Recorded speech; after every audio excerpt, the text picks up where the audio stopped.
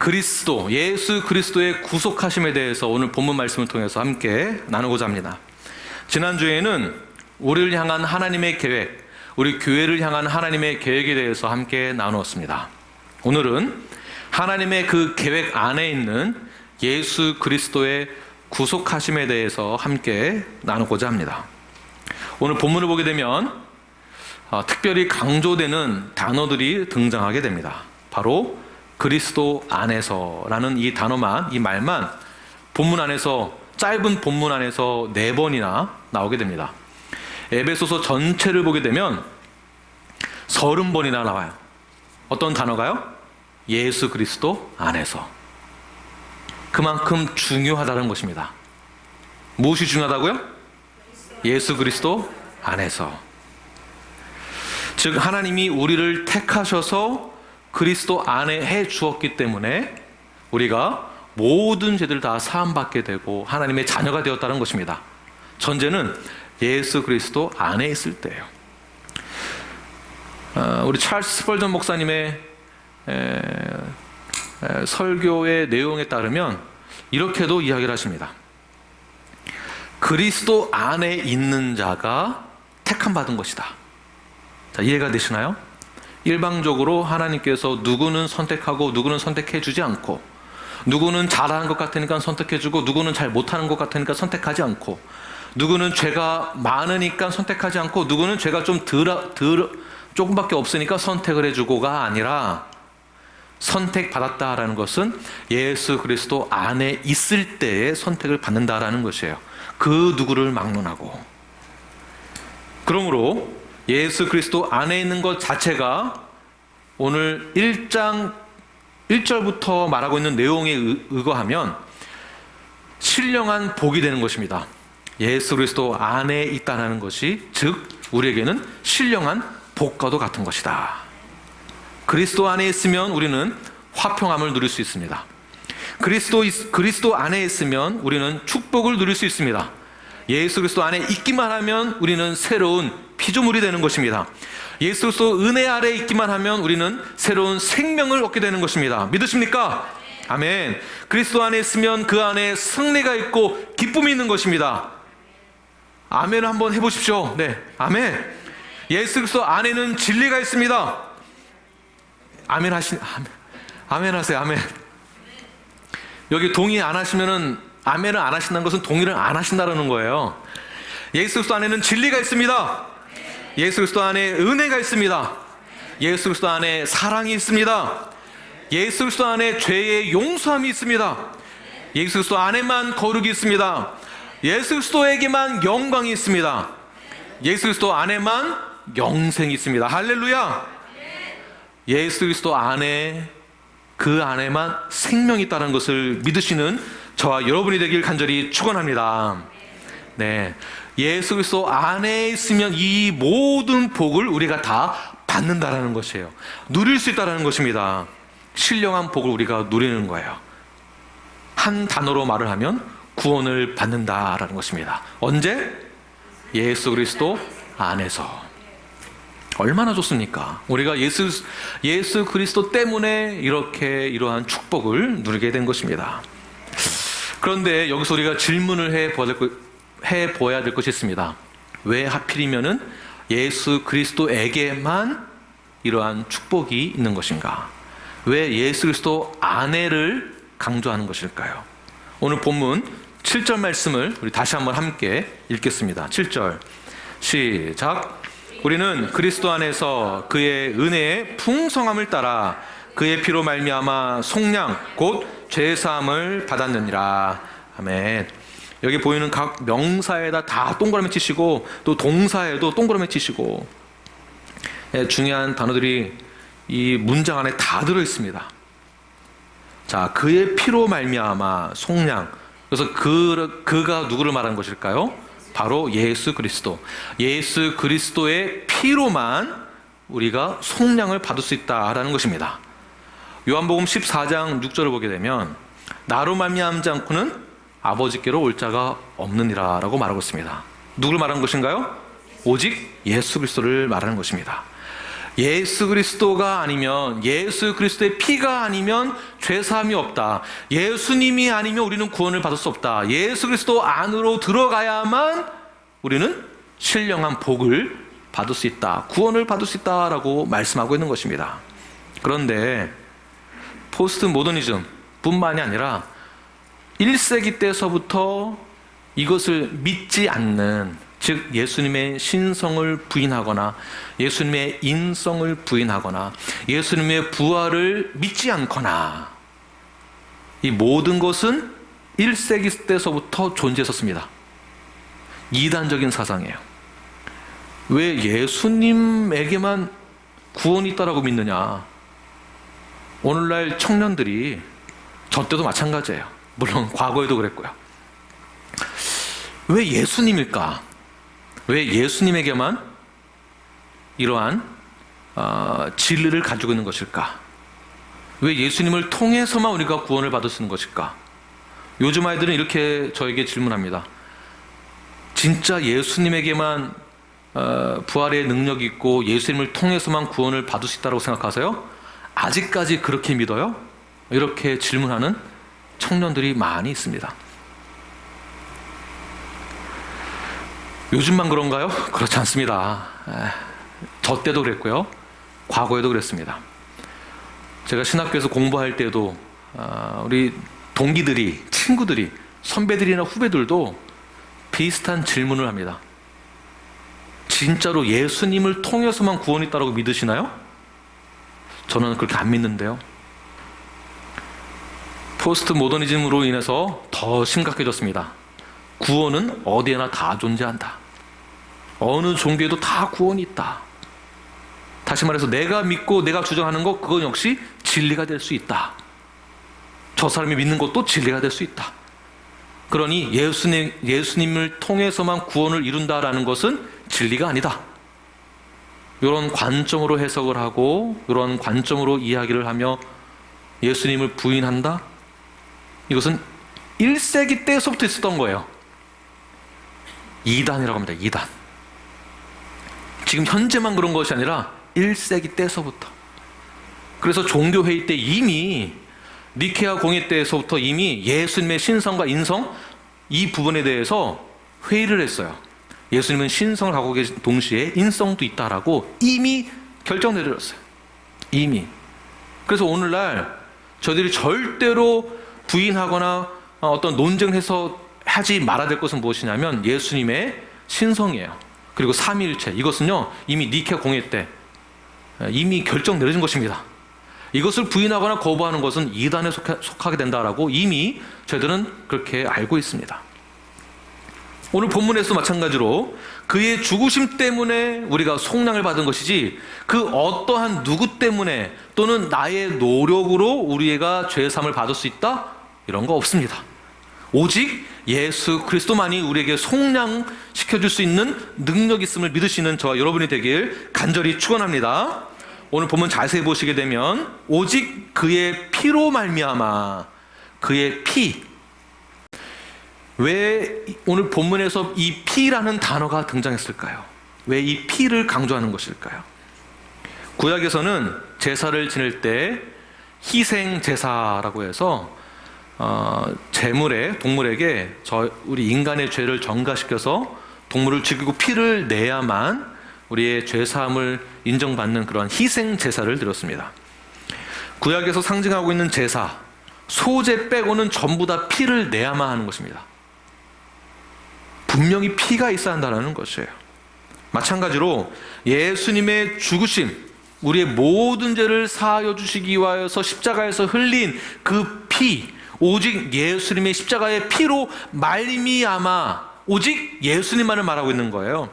예수님 피를 흘리셔야만, 다른 피는 소용없습니다. 사슴 피도 안 되고 돼지 피도 안 되는 것이에요. 오직 예수님의 피의 흘림이 있어야만 우리의 모든 죄가 다 속량받는다라는 것을 오늘 본문에서 강조하고 있는 것입니다. 그것도 단 한 번의 제사, 단 한 번의 십자가의 보혈로 해결된 것이에요. 완전한 제사이고 이것을 온전한 제사, 더 이상 무언가 추가를 해야만 될 것 같은 그러한 불완전한 제사가 아니라 완전한 제사, 한 번의 제사, 바로 십자가입니다. 십자가. 출애굽기에서도 유월절 어린 양의 피, 어린 양의 피, 어린 양, 피, 누구를 상징합니까? 예수 그리스도를 상징하고 있잖아요. 구약에서도 계속 예수님에 대해서 말을 하고 있는 것이에요.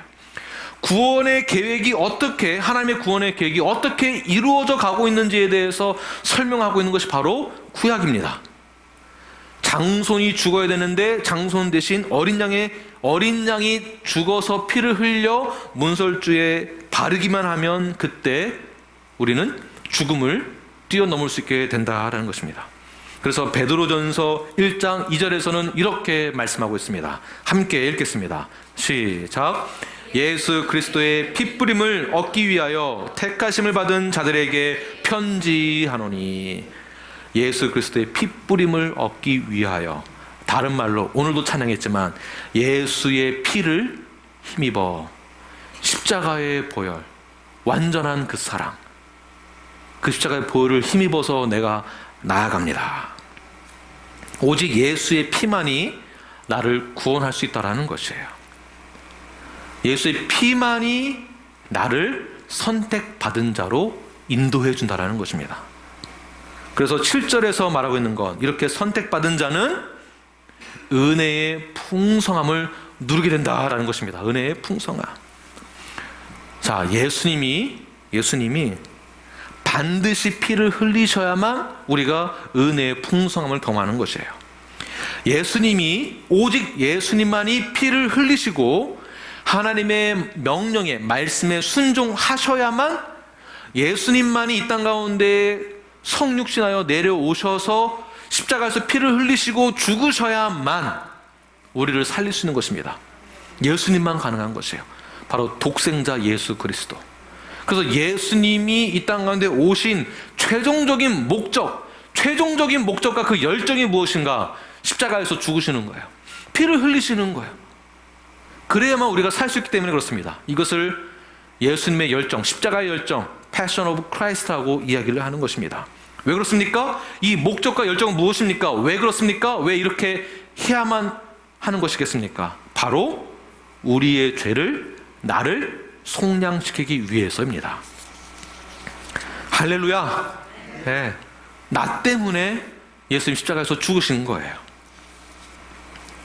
그의 피로 말미암아 죄 사함을 받고 속량을 받았다. 우리가 예수 그리스도의 피를 힘입어서 속량 받았다는 것을 믿으시는 저와 여러분이 되길 간절히 축원합니다. 믿으십시오. 이것을 믿는 거예요.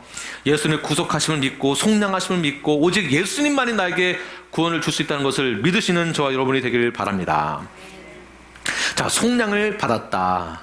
우리가 제자론 때 배우는 내용들이지만 속량이라는 뜻이 무엇이겠습니까? 속량, 노예를 돈을 주고 사서 자유를 준다라는 것이에요. 그냥 노예를 내 노예로 만들어야지, 돈을 주고 내가 사야지가 아니라 노예를 내가 돈 주고 사서 자유를 준다. 자유인으로 만들어주는 것. 인을 딱 쳐주고 난 다음에 너는 이젠 노예가 아니야, 이젠 자유인이야 라고 문서를 주고, 라이센스도 주고 인을 쳐서 자유의 신분으로 완전히 바꿔주는 거예요. 이것을 속량이다 라고 말합니다. 자, 고린도전서 6장 19절과 20절 말씀을 함께 읽겠습니다. 시작. 너희는 너희 것이 아니라 값으로 산 것이 되었느니라. 아멘. 자, 우리는 내 것이 아니라는 거예요.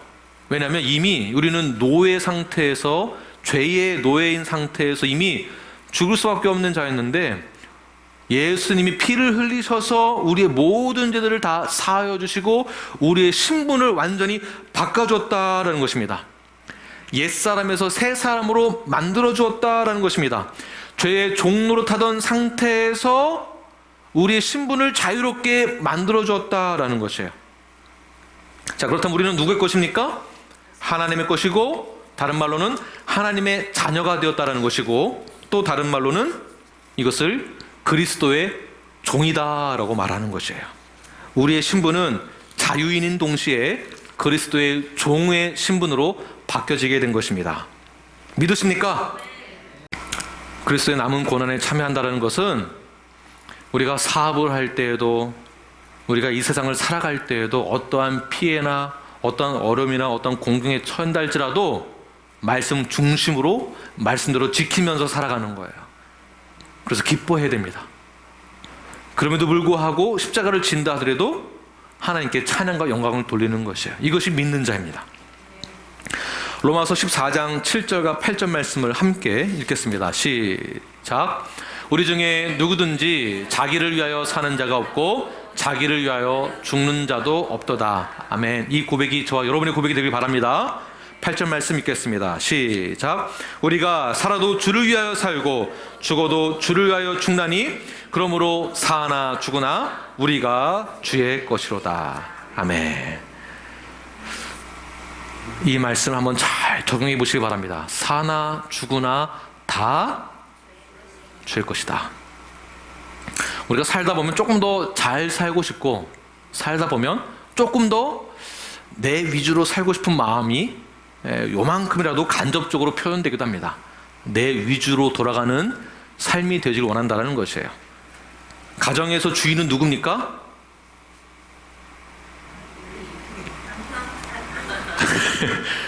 가정에서 주인은 예수 그리스도이시죠? 예수 그리스도. 수직적으로는 가정 가운데에서 주인은 예수 그리스도이시지만 수평적으로는 누구에게 권한을 줬습니까? 남편이죠.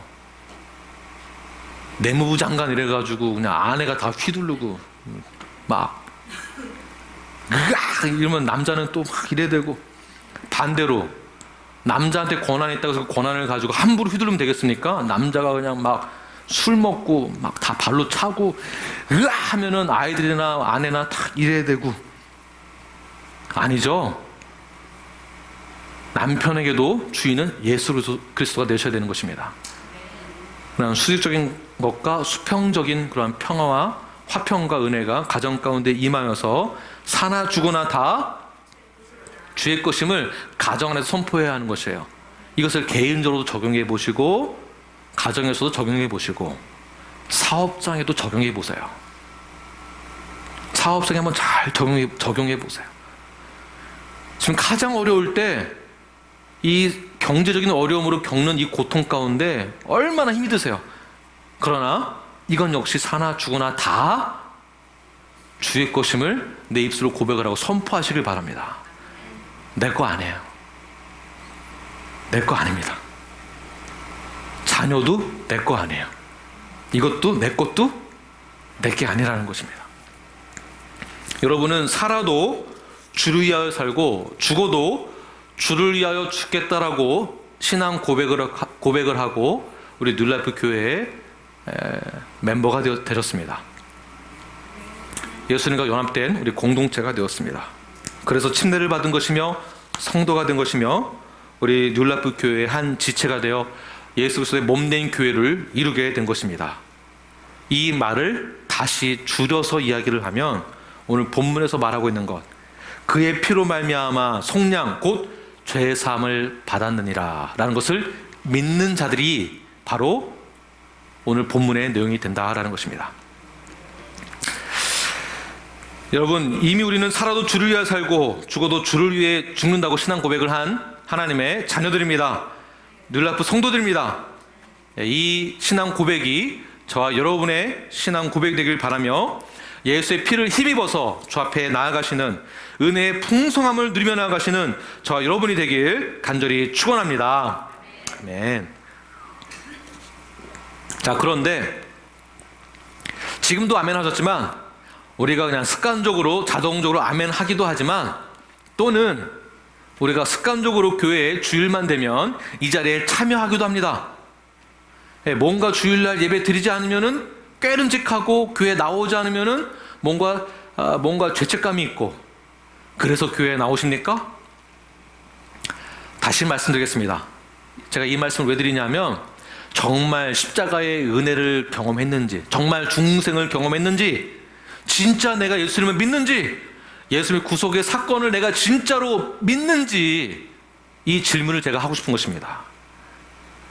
만약 이 질문에 답변을 하지 못하신다면 여러분들은 다시 한번 심각하게 생각을 해보시길 바랍니다.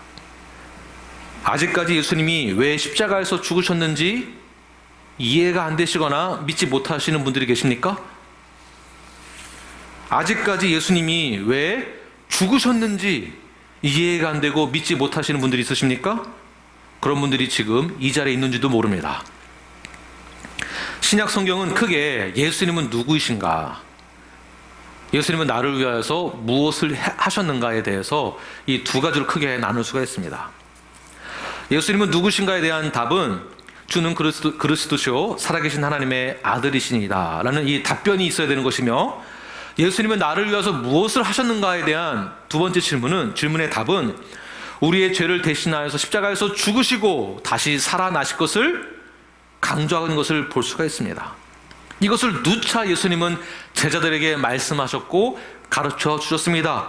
교회에서도 설교에서 가장 중요한 핵심, 복음에서 가장 중요한 핵심이 무엇입니까? 예수님은 우리를 위하여서 죽으셨고 부활하셨다라는 것이에요. 이것을 믿느냐 믿지 못하느냐, 제자들에게 누차 가르쳐줬는데 안다라고 하고 알겠다라고 하고, 그런데도 그들은 이해했다고 하지만 정작 언제 딱 구분되어집니까? 언제 고난에 딱 처해보니까 바로 알게 되죠. 바로 검증이 된다는 것입니다. 그러나 저희들은 예수의 구속하심을 믿는 자들이고, 예수님이 우리 위해서 죽으시고 부활하신 것을 믿는 자들로 모여진 공동체, 우리 교회입니다.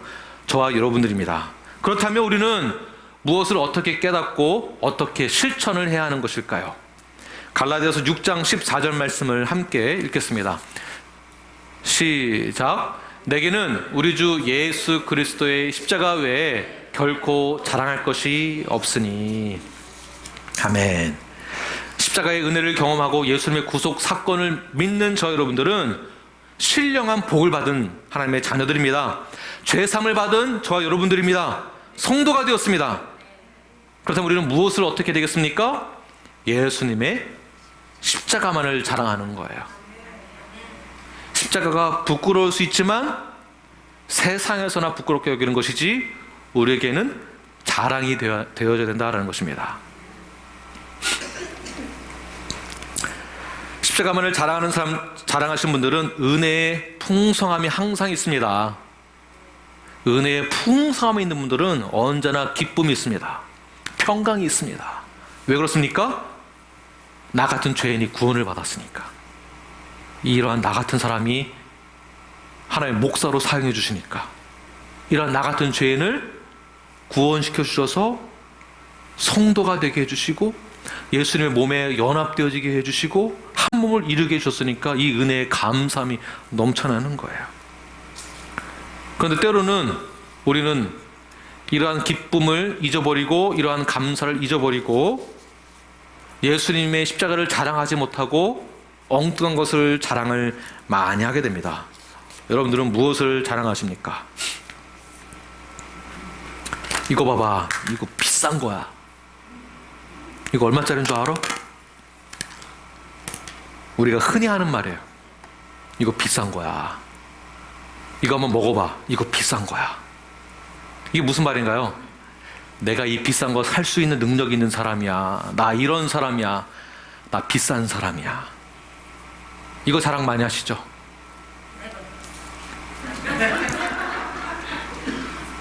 제가 한번 보겠습니다.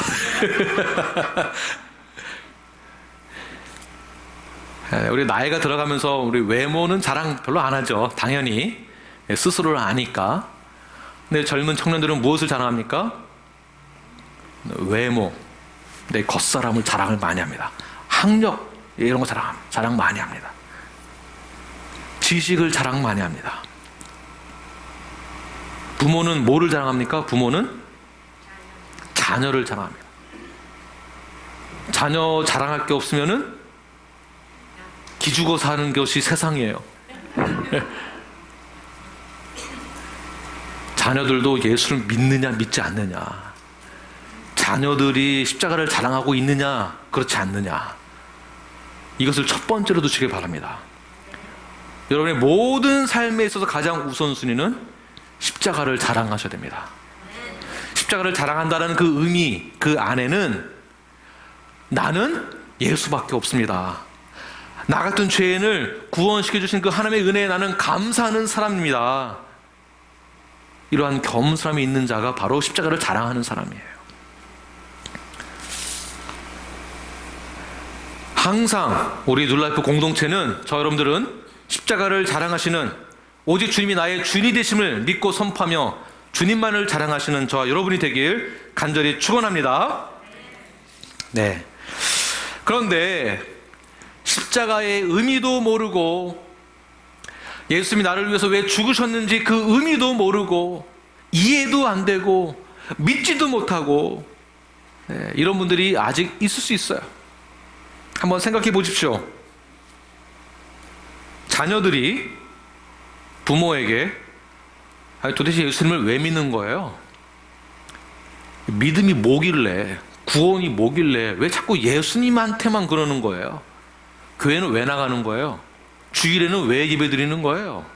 교회에 왜 모이는 거예요? 왜 예수님만 믿는다고 그러는 거예요? 라고 질문을 한다면 여러분들은 뭐라고 답변하시겠습니까? 지금 질문한 것입니다. 답변을 해보십시오. 뭐라고 답변하시겠습니까? 죄사함에 대해서, 십자가에 대해서, 죽음에 대해서, 부활에 대해서 믿는다라고 하는데 도대체 무엇을 어떻게 믿고 있는지 어떻게 말씀하시겠습니까?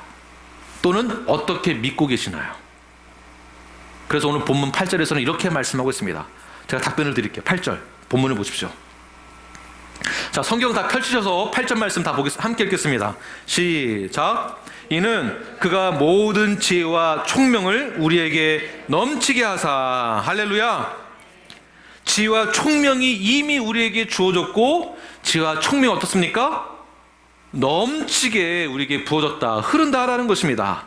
자, 우리는 성도로서 무엇을 믿고 있는지, 하나님은 우리에게 있어서 어떠한 분이신지, 하나님은 우리에게 어떠한 계획을 가지고 계시는지, 하나님은 어떻게 우리에게 구원을 베풀어 주시는지, 그 계시의 말씀에 대해서 지혜와 총명을 통해서 우리에게 통찰력을 주시고, 성령의 조명하심을 통해서 하나님의 구원의 그 역사와 하나님의 그 구원의 그 계획을 우리가 깨달을 수 있게 하신다는 것이에요.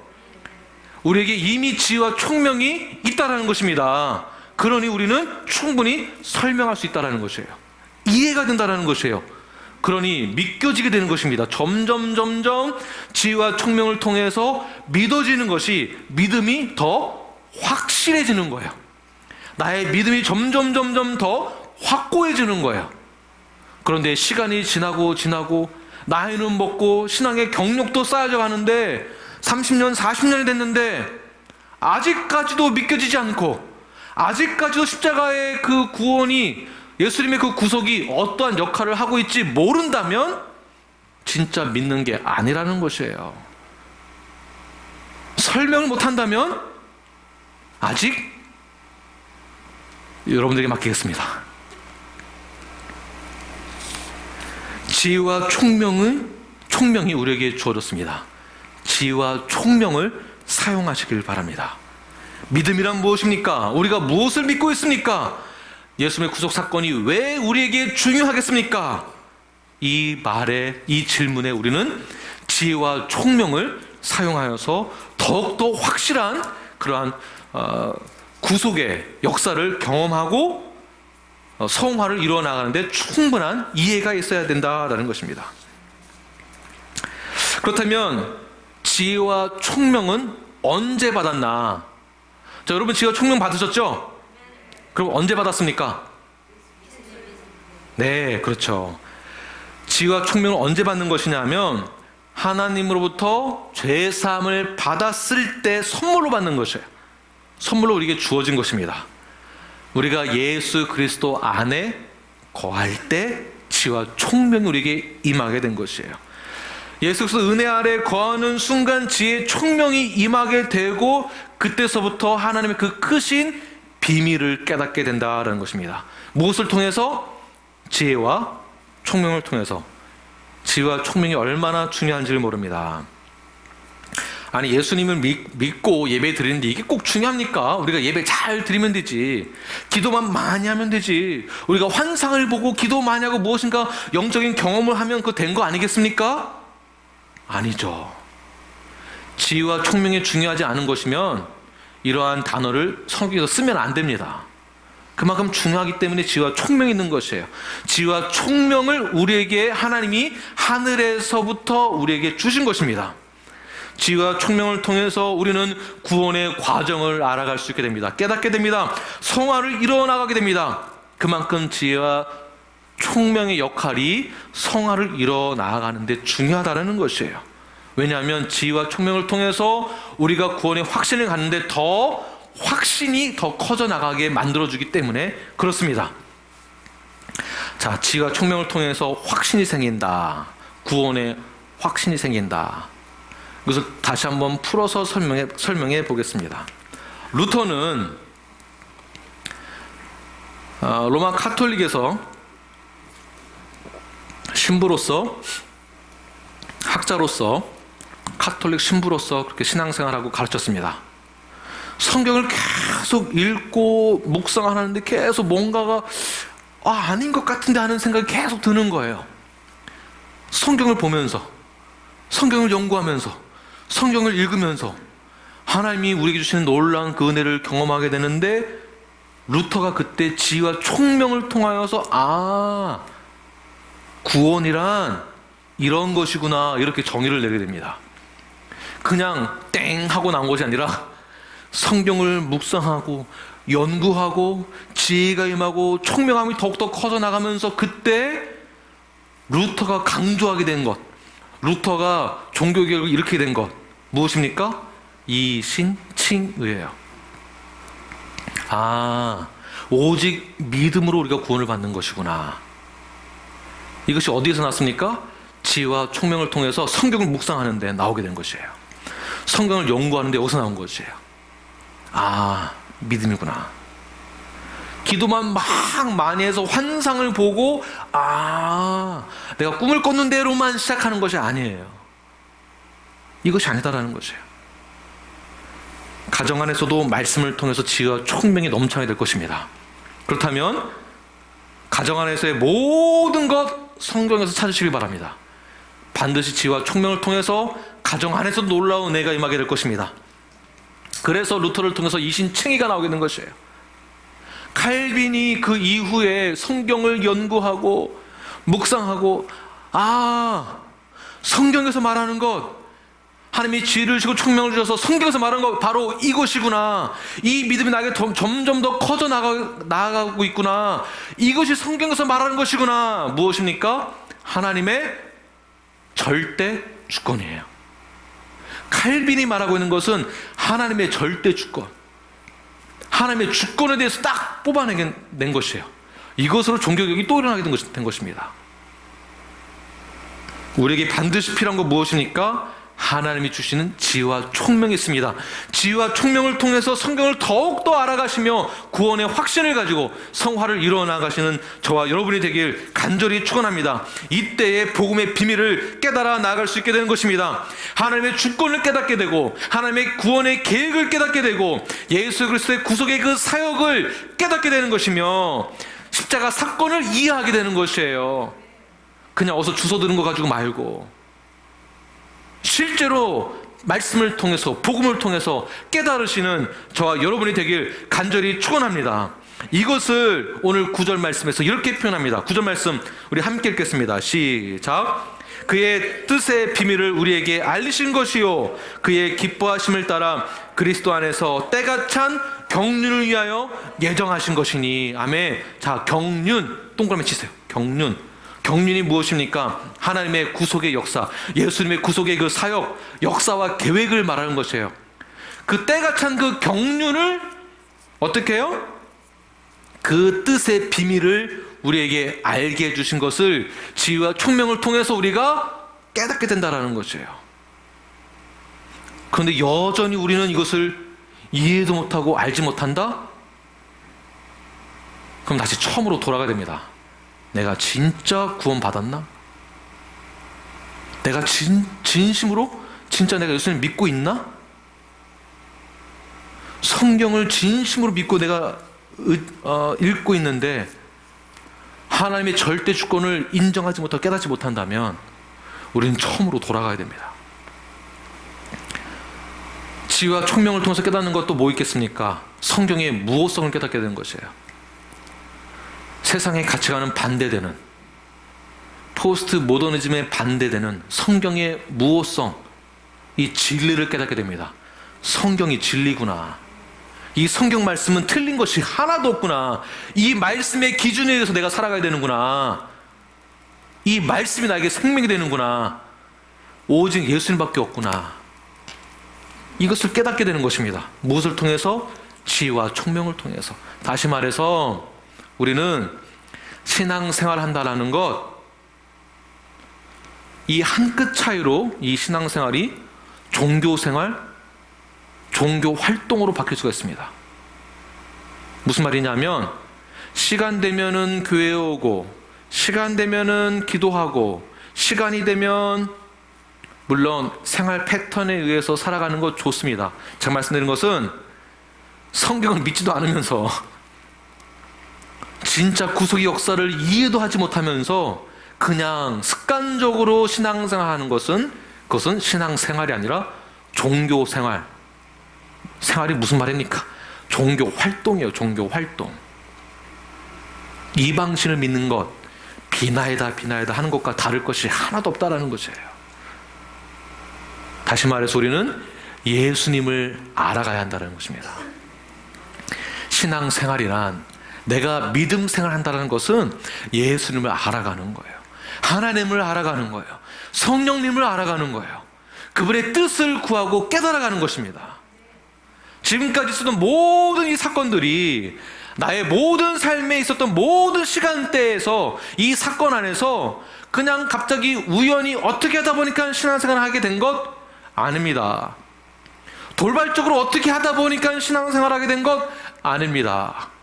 하나님의 절대 주권에 의해서, 하나님의 계획하심에 의해서 예수 그리스도 안에 거하게 되는 놀라운 사건을 경험하게 되고, 그때 예수를 만남으로 지혜와 총명을 통해서 예수 그리스도를 알아감으로 구원의 확신을 이루어 나가게 되는 것입니다. 우연이 아닙니다. 모든 것이 하나님의 계획이고 하나님의 섭리이며 하나님의 뜻이 우리 안에 임하게 된 것, 이것을 우리는 뭐라고 부르는가? 바로 믿음이다 라고 부르는 거예요. 믿음.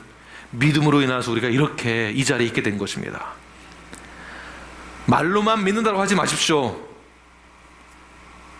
믿음이란 관념적으로만 갖고 있는 것이 믿음이 아닙니다. 예수 그리스도의 구속하심을 의심하지 마십시오. 하나님의 주권에 대해서 의심하지 마십시오. 의심하는 어떤 행동이나 말도 하지 마십시오. 우리에게 능력 되시는 예수님을 의지하는 것이 믿음입니다. 지혜와 총명을 가지고 잘 분별하십시오. 믿음이 자라나도록 예수님을 알아가십시오. 우리는 이 믿는 이 믿음의 신앙생활이 뉴라이프의 믿음의 원리가 되어 성경을 그대로 믿고 따르는 저 여러분이 되길 간절히 축원합니다. 예수 그리스도의 구속 사건을 믿으시길 바랍니다. 예수님을 믿으시길 바랍니다. 예수님 안에 거하시길 바랍니다. 예수님을 믿으시길 바랍니다. 이 믿음은 환경을 뛰어넘습니다. 이 믿음은 모든 상황을 이기게 합니다. 이러한 믿음은 현재의 고난을 이기게 합니다. 이러한 믿음은 모든 의심들을 다 사라지게 합니다. 이러한 믿음은 우리가 이 믿음이 있기에 보이지 않는 그 미래를 확신할 수 있게 되는 것입니다. 이것이 믿음입니다. 믿음은 바라고 원하는 소망을 현실로 만들어줍니다. 이것이 바로 구원입니다. 주의 보혈로 우리는 죄에서 자유롭게 되었습니다. 주의 보혈로 우리는 정결케 되었음을 믿으시길 바랍니다. 이 모든 것이 우리를 향한 하나님의 사랑과 은혜임을 믿으시길 바랍니다. 이 사실에 순종하시고 믿고 나아가시는, 예수 그리스도의 구속의 사건을 믿고 나아가시는 저 여러분이 되길 간절히 축원합니다. 아멘. 기도하시겠습니다.